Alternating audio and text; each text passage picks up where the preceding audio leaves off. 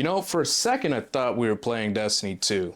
Hey, welcome back. My name is Mugen, and today we're going to talk about the piss poor state that Call of Duty is launching this year. Now, I know each year is a new low for the franchise, but we have to talk about this one because they might have just outdone themselves this time around. Starting off, we have to talk about the campaign. I know you guys seen the memes, and it was even in this thumbnail. The campaign is a joke of a campaign. I can't believe I'm saying this, but I'd much rather them just not even launch a game with the campaign at this point, because this is a Black Ops series campaign. Black Ops has been known for its iconic storytelling to the point where it's actually pissed off world governments with how it's portrayed some of their historical events. I remember playing as Mason Gray or whatever his name is, insert random, I don't know, army guy, and I shot Fidel Castro. It felt realistic and it felt like I was actually a part of history, which if you were to say that nowadays about a Call of Duty launch, people will look at you like you're crazy. But Call of Duty games used to be grounded in realism, and they seemingly don't understand what made the franchise so great to begin with. And it's for that exact reason why I think Battlefield is just going to continue to eat Call of Duty's lunch until they get it together. Nobody wants to play a game that just continuously disrespects them, and then on top of that just adds AI bullshit to the mix. And we're going to talk about that later on. But honestly, I think what this is amounting to is a general enshittification of everything that we love. Like, if you look at certain other companies like Apple, they've even admitted to having annual releases be detrimental to their brand's image. Because yeah, the iPhone is the same thing every year. Why spend all this money on the iPhone 17 when the 16 is actually sometimes even better? And Call of Duty is no different.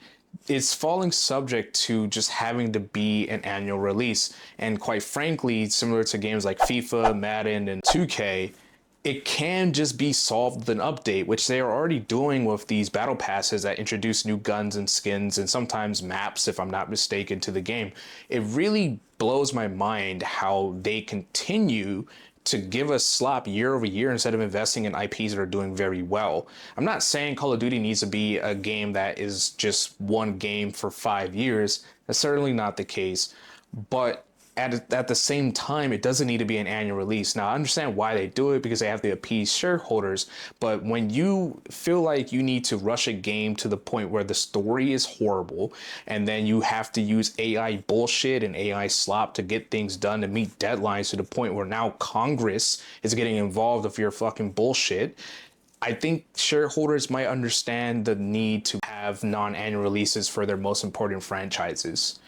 Now, speaking of Congress and AI, a lot of people are upset with Call of Duty and Activision right now because they are using AI-generated call cards instead of actually using the artists that they employ to be able to get that done. So it's an alarming trend in an industry where we're witnessing these big names like Bungie, Activision, and a few other developers I'm sure I'll be able to find, utilizing cheap art to sell to you, the consumer. This has blown up in their face this time around because now people on Steam have a legitimate reason to return the game, which is further decreasing the sales of the game. If you didn't know, it's heavily rumored and speculated that the reason why they're raising the price of Game Pass is because the Call of Duty pre-order sales were so low this year. So you couple the pre-order sales being low this year to the amount of people returning the game in a bad press, and you have just a nightmare scenario for not only your most profitable IP, but to the shareholders. Why would you spend billions to acquire an IP just to run it to the ground with a whole bunch of things that are going to piss off the consumer base?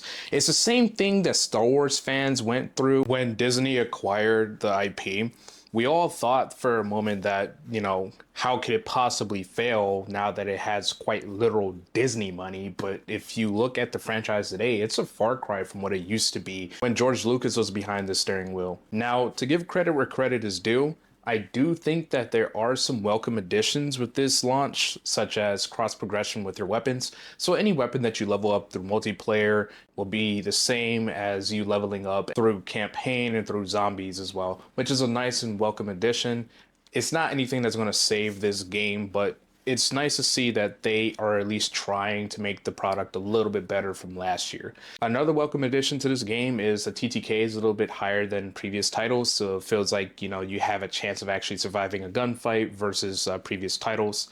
which is a nice welcome change. And zombies is zombies. It's always a nice thing to have zombies in a Call of Duty game. But outside of that, it's just really not a good experience purchasing this game, especially when you have games like Battlefield 6 that are out right now that have already dropped 2 separate maps, has a Warzone-like mode, and on top of that, actually listens to his community. When they dropped a new skin, people were mad, and so they actually took the feedback and made it to the community's liking, which I promise you Activision would never even consider doing, not even for a second. And I mean, it shows. That's why most people are playing Battlefield instead of Call of Duty now. This year's launch is so bad that I guarantee you the next Call of Duty that's going to come out is just going to blow it out of the water because they have to.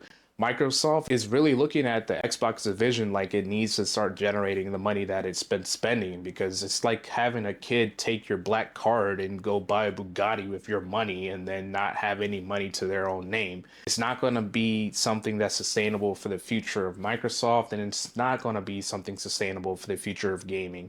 I've said this before and I'll continue to say this. Game Pass was a terrible idea. It was a great thing for consumers, but as far as the logistics behind it from a business standpoint, it's a terrible idea because it's not sustainable. And speaking of Microsoft, now that they're really just trying to double down on their AI, I have a feeling that the whole AI slop that you're seeing with the calling cards and the prestige badges is just going to be doubled down on future titles such as Halo, which I'm sure that we've all read the news that they're doubling down on using AI to generate levels and stuff like that.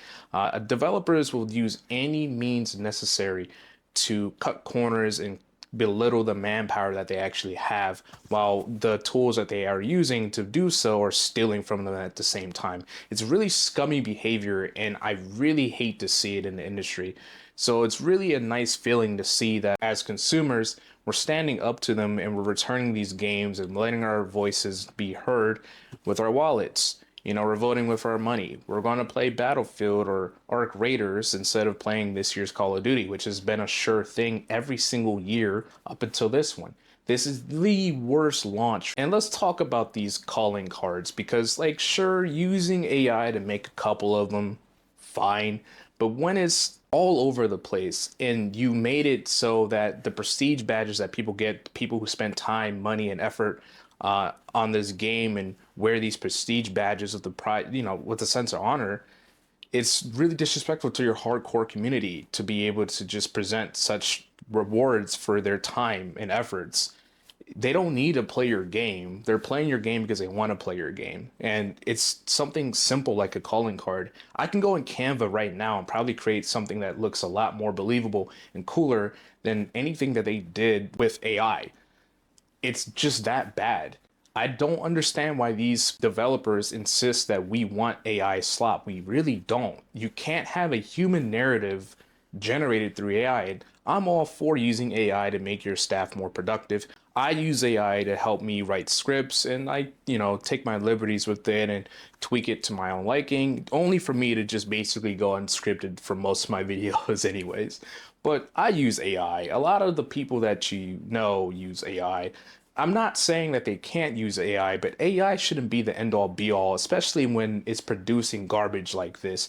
If you want to use AI to help aid the creative processes, sure. If you want to use AI to help bolster lifelike AI in video games like Rockstar Games is doing, fine. If you want to use AI to make sure that your team, your human manpower is able to work more efficiently and have their workload be reduced using tools like this, that's fine. But when you try to replace your own team with AI and give us slop with it, it's not really a good look. And that's why members of Congress are looking into this. This is just unacceptable.